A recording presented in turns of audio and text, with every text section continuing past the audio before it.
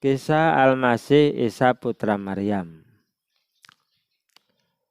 Il qalatil malaikatu ya Maryamu innallaha yubashiruki bikalimatin min husmul masih Isa ibn Maryam wajihan fid dunya wal akhirah wa minal muqarrabin. Ingatlah ketika malaikat berkata,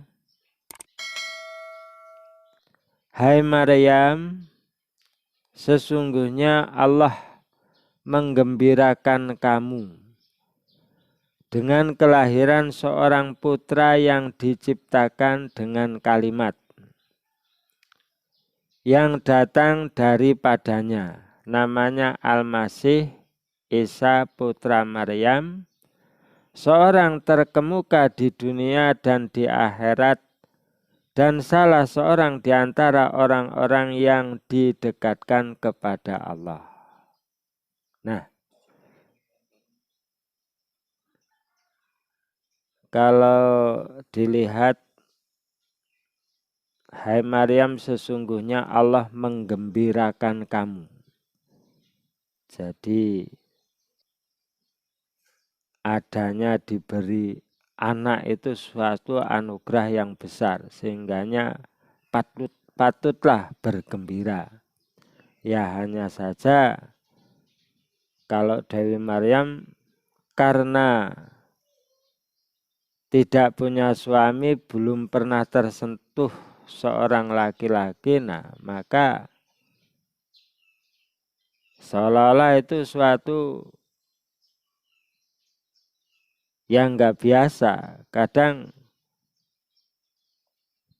bagi perempuan belum bersuami kok hamil, nah itu malah terjadi biasanya pekerjaan yang menyalahi hukum.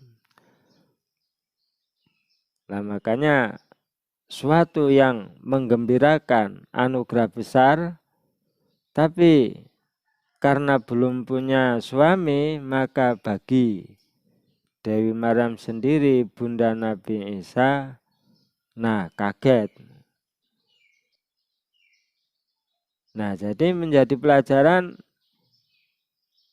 kita diberinya anak itu suatu anugerah yang sangat besar. Dengan anak itulah merupakan aset nantinya melanjutkan cita-cita kita, mau diserahkan untuk agama itu yang jelas. Kalau kita ngikut ya seperti Dewi Maryam diserahkan untuk berkhidmat ke masjid. Kalau sahabat siapa ya? Sahabat Anas apa? Dari kecil itu diserahkan untuk melayani Nabi. Jadi kita punya cita-cita anak untuk itu. Jadi untuk agama. Nah makanya merupakan aset yang besar. Dengan anak kita soleh, itu bisa mendoakan kita, memberinya pertolongan kita di surga. Kita yang seharusnya tidak di surga, tapi dengan anak kita yang soleh, kita bisa langsung ke surga. Tapi tentunya sama-sama seiman, sama-sama mukmin muslim. Kalau kafir itu, kalau kisahnya Nabi Nuh, nah itu walaupun anak kandung termasuk, itu bukan keluargamu, itu kata Allah. Nah, jadi yang keluarga ya yang seiman, seislam. Nah makanya innallaha yubashiruki, sesungguhnya Allah menggembirakan kamu dengan kedatangan seorang anak. Dengan kelahiran seorang putra yang diciptakan dengan kalimat. Nah, ya sehingganya kalau kita perhatikan ciptaan semuanya ya, idza aradallahu kalau akhir surat Yasin, idza aradallahu bi syai'an fayaqula lahu kun fayakun. Nah, itu syai'annya sesuatu yang umum apapun. Makanya terus kalau orang Kristen itu diciptakan dari firman. Nah, makanya kalau ya semuanya itu ciptaan Allah ya dari firman. Kalau keterangan Al-Quran. Jadi bukan hal yang dilebih-lebihkan yang begitu. Makanya kalau alasan dengan diciptakan dengan firman terus jadi Tuhan, nah nanti semua yang diciptakan dengan kun itu semuanya dianggap Tuhan. Nah, makanya sudah tidak masuk akal. Alasannya orang-orang Kristen yang melebihkan Nabi Isa dengan karena diciptakan dengan firman. Nah, itu enggak alasan. Itu keterangan banyak sekali di ayat-ayat. Allah apabila menghendaki sesuatu cukuplah dia cuma mengatakan jadilah. Nah, makanya nanti juga ada ayat lagi yang mengatakan kejadian Isa sama dengan kejadian Adam. Nah, jadi memang betul-betul beliau Nabi Isa itu adalah seorang manusia. Jadi kalau dituhankan ya selalu enggak ketemu. Selalu enggak ketemu. Makanya kita mengagungkan seseorang enggak boleh kayak orang Kristen sampai diangkat seperti Tuhan. Emangnya Tuhan seperti apa? Tuhan kok sama dengan manusia? Emangnya Tuhan itu siapa? Jadi sama sekali enggak masuk dalam akal yang sehat.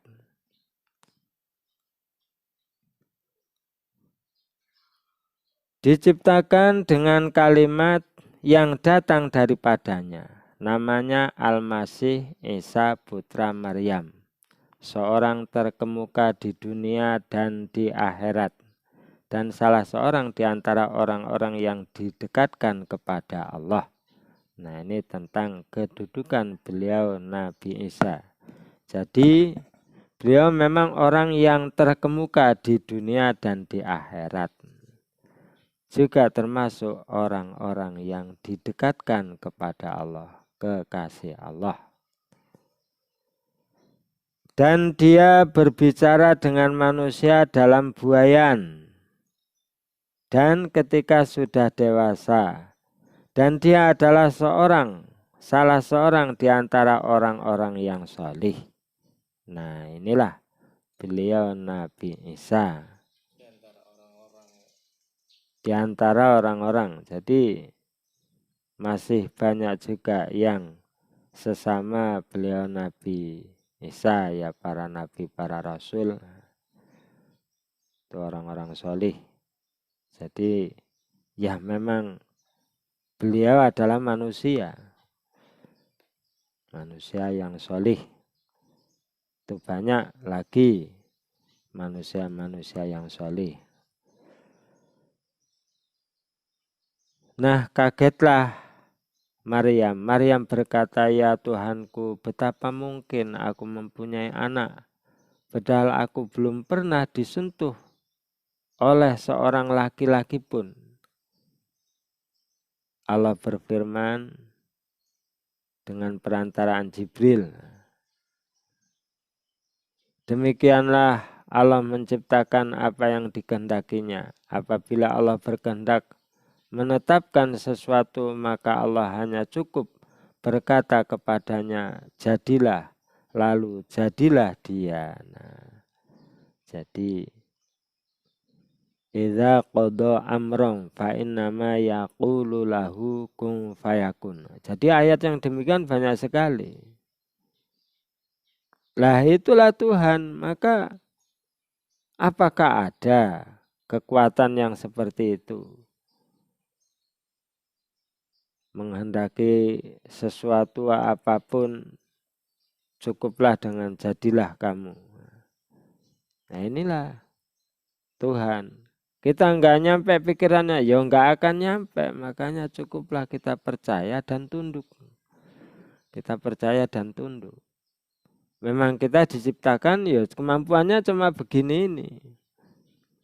Makanya nggak usah merasa lebih, terus ikut campur, membahas tentang Allah, pekerjaan Allah. Udah kita nggak nyampe, kita melihat buktinya saja ini ciptaan-ciptaan. Kita beriman, mempercayai, dan kita tunduk kepada ketentuannya. Nah ini jelas, makanya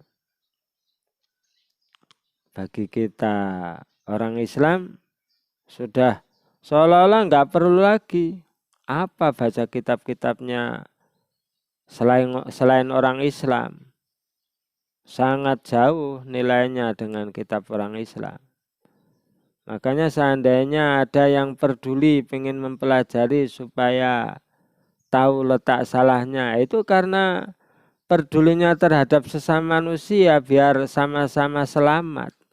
Biar orang-orang yang tertipu oleh ajaran yang dibikin-bikin orang itu sadar diri terus mau mencari menempuh jalan yang dari Allah, dari Tuhan. Semua makhluk ini supaya selamat. Hanya itu ada orang yang mempunyai nilai lebih itu. Termasuk seperti para rasul. Hanya Al-Quran. Makanya Bapak pernah yaitu mendengarkan ya kuliah subuh itu. Nabi pernah menegur Sayyidina Umar atau siapa di situ membaca Injil. Ya perjanjian itu Injil. Nah ditegur apakah enggak cukup kitab yang dari Allah, kitab suci Al-Quran.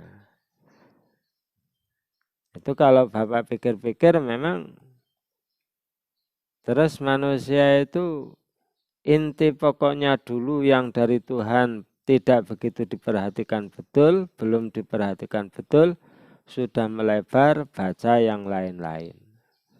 Nah itu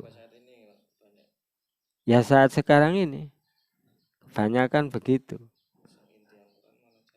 Al-Qur'annya kurang diperhatikan. Terus sudah mengkaji, membaca yang lain-lain. Nah, seharusnya secara urutannya ilmu yang dari Allah dulu, terus keluasan dari firman-firman Allah itu, ilmu-ilmu yang dari Allah itulah. Nah, kita membaca yang lainnya, tinggal yang kaitan dengan peraturan agama di bidang keyakinan atau akhlak atau fikih. Nah, itu kan kalau disimpulkan Islam itu ya iman, Islam, ihsan. Iman ya akidah itu sesempurnanya. Akidah itu rukun. Iman ya cuma 6 itu, tapi sebenarnya 6 itu sudah mencakup apa yang ada di ya bumi dan alam-alam gaib. Semuanya udah ada, kecakup semua. Iya, kodok, kodar. Iya, hanya kan secara rinciannya ya ada juga di ayat-ayat. Ya itulah, makanya karena kurang tertibnya belajar kita, kurang tertibnya ya sehingganya yaitu baru garis besarnya saja sudah memang keterbatasan kita yang berpikir. Tidak cukup 1-2 waktu ya, selalu setiap waktu ya, maksudnya lebih sering harus dipelajari. Ya mengingat ilmu sangat banyak dan namanya yang dikatakan ilmu tahu itu apabila kita hafal, makanya harus terus menerus. Ya seperti kita Al-Quran sendiri saja kita belajar lewat, nah nanti udah lupa lagi, makanya harus kita terus menerus diulang-ulang. Makanya nah itulah mengapa kok kitab suci itu dihafal. Masalahnya begitu. Ya kalau perjalanan Nabi dan para sahabat dan yang dianjurkan, makanya ayat-ayat Al-Quran itu dibacanya setiap sembahyang. Ya kalau bisa yang bagi yang hafal-hafal seminggu sekali hatam, putarannya atau 10 hari. Nah itu kan Al-Quran selalu ada di benak kita, hati kita. Nah itu cara-cara yang begitu yang harus kita cari. Maksudnya supaya betul-betul Al-Quran itu menjadi penuntun kita. Itu caranya bagaimana. Kita bisa melihat Nabi dan para sahabat. Jadi memang beliau selalu dibaca dalam sholat. Beliau selalu membaca dalam sholat. Begitu juga para sahabat. Makanya kalau Sayyidina Utsman dijuluki Imamil Abidin, nah, sebagian cerita mengatakan sering beliau itu menghatamkan Al-Quran dalam sholat. Nah, menghatamkan Al-Quran dalam sholat. Nah, jadi para sahabat terutama Khulafaur Rasyidin mendapatkan gelar yang begitu itu tidak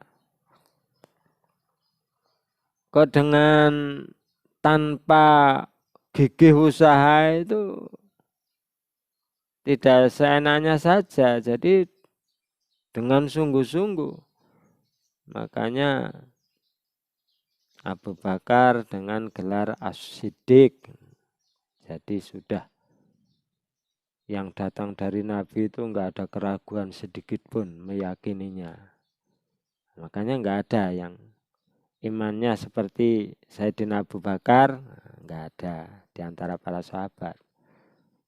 Sayyidina Umar Al-Faruq dengan kecerdasannya dan ketegasannya sehingganya titis betul tentang membedakan mana yang hak, mana yang batal. Nah, itu kelebihannya. Kalau Sayyidina Utsman Imamil Abidin dijuluki pemuka bagi orang-orang ahli ibadah. Jadi di samping kekayaan, jadi beliau kaya raya, ahli ekonomi, bisnis, dagang. Kekayaannya selalu diserahkan untuk agama, perjuangan Rasul. Kalau Sayyidina Ali Imam Zahidin, beliau memang di samping ilmunya yang luar biasa di segala bidang, ilmu Al-Qur'annya, ilmu kepahlawanannya. Jadi sebagai jenderal andalan Nabi Sayyidina Ali.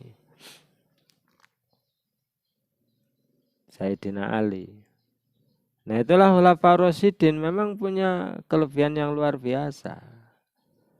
Nah semuanya itu kalau masalah ekonomi pakar-pakar semuanya.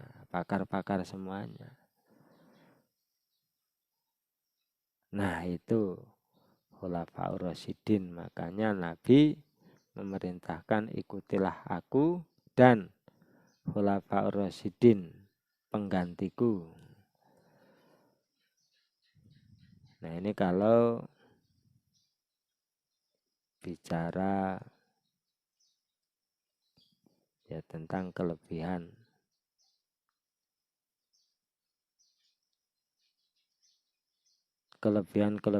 hamba-hamba Allah.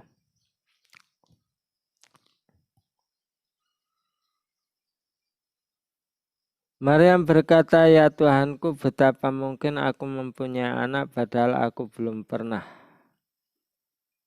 Oh, sampai mana tadi?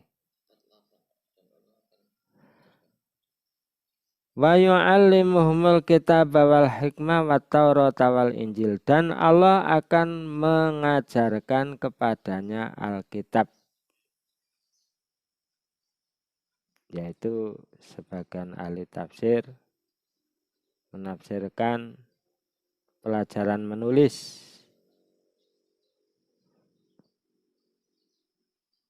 Hikmah, Taurat, dan Injil. Nah, jadi kalau Alkitab pelajaran menulis, jadi yang namanya menulis itu memang suatu yang tinggi. Ya kalau sekarang ini rata-rata bisa menulis membaca ya karena ketinggian peradaban sekarang. Ya kalau dulu lagi orang tua kita, orang-orang jajahan itu belum tentu bisa menulis, membaca. Apalagi bisa nulis Arab, bisa yang bisa betul, jadi tahu ilmu shorof dan nahwunya. Nah itu udah punya tingkatan yang tinggi. Makanya sampai di sini dicantumkan wa yu'allimuhumul kitaba, tulis menulis. Itu sebagian ahli tafsir. Jadi memang yang namanya tentang tulis menulis itu suatu yang tinggi. Sehingganya Nabi sendiri dulu baca tawanan perang Badar dengan mengajarkan 10 orang, mengajarkan baca, ya baca tulis tentunya. Nah, itu sudah bisa untuk menebusi dirinya. Nah, makanya ini ahli tafsir di situ menafsirkan Alkitab ini dengan pelajaran menulis, tulis menulis. Nah, itu memang walaupun kalau di firman Allah pertama Iqra bacalah, orang bisa baca itu kan karena tahu tulisan itu. Karena tahu tulisan. Saya bisa baca tapi tidak bisa menulis. Nah, belum saja. Kalau mau menyontoh ya bisa. Menulis itu gandengannya dengan baca. Baca dulu terus menulis. Bisa baca, bisa menulis. Bisa baca, bisa menulis. Nah, itu udah. Makanya Iqra ya sama halnya dengan menulis juga. Satu paket. Kalau menulis belum tentu bisa membaca. Kalau nulisnya itu hanya ngikut niru saja. Iya, cuma kayak gambar. Makanya kalau baca otomatis bisa menulis. Hanya belum seandainya mengatakan saya tidak bisa menulis, belum saja. Makanya kalau kita ngaji juga tidak dengan diajari nulis, nah kurang lengkap. Kurang lengkap.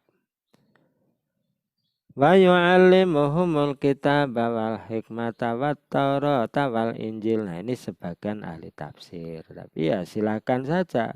Kalau Bapak sendiri ya mau semua juga ya nulis ya diajari kitab-kitab sebelumnya. Bukan hal yang sulit bagi orang-orang besar seperti beliau Nabi Isa. Ya gampangannya ini namanya orang cerdas, pandai, nah, itu kan belajar sekilas saja udah bisa, makanya Itu belajar menulis dan belajar kitab-kitab. Ya bisa juga.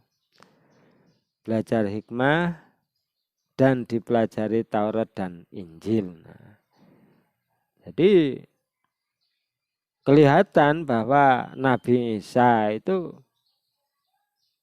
bukan orang yang kurang ilmu. Allah langsung yang mengajarkannya. Dan Injil itu memang diturunkan kepada beliau. Kalau Taurat itu dari Nabi Musa. Nah makanya enggak ada kitab suci itu kok yang enggak bersambung. Seandainya Taurat Injil itu kok enggak sama dengan Al-Quran, jelas itu sudah dirubah. Jelas itu sudah dirubah. Wong Taurat dengan Injil itu yang beda tahun jauh saja ya sama itu diajarkan pada beliau Nabi Isa, orang yang satu. Kalau Al-Quran, Taurat dan Injil kok beda dengan Al-Quran? Ya Taurat dan Injilnya orang-orang yang sudah merubah itu. Kalau yang aslinya sama. Yang aslinya sama. Ya semua ajaran nabi-nabi itu semuanya sama. Semuanya dari Tuhan yang satu yaitu Allah. Jadi semuanya Islam. Dan juga Islam itu dalam arti sepenuhnya mengikuti ketentuan Allah. Pasrah mengikuti ketentuan Allah. Ya namanya hamba, namanya manusia yang mengikuti Tuhannya. Jadi makanya sama. Kalau secara akal juga sama dari zaman Nabi Adam sampai terakhir Nabi Muhammad itu dari Allah itu sama. Ada bedanya ya karena perkembangan manusia dan peradaban. Ya kalau zaman Nabi Adam ya nggak ada pemerintahan, keputusan hukum yang secara luas ya belum ada, manusianya belum ada. Masih terbatas, ya nggak seluas Al-Quran. Bedanya hanya begitu, perkembangan-perkembangan sesuai perkembangan peradaban manusia. Hukum-hukum lalu berkembang, makanya Al-Quran inilah yang terakhir, maka setiap permasalahan di muka bumi itu semuanya ada jawabannya. Di Al-Quran ada jawabannya. Nah hanya kita-kita inilah yang terbatas dalam di situ menggali Al-Qur'annya. Tapi semuanya diperuntukkan manusia dan itu dari Allah yang mempunyai manusia. Semuanya akan bisa dikajinya ilmu dari Allah nanti yang menghadapi semua permasalahan. Nah itu udah dari Allah, kehendak Allah. Nah sampai sini saja kelanjutannya tentang mukjizat Nabi Isa yang lainnya besok. Nah, kita cukupkan sekian. Alhamdulillahirrahmanirrahim.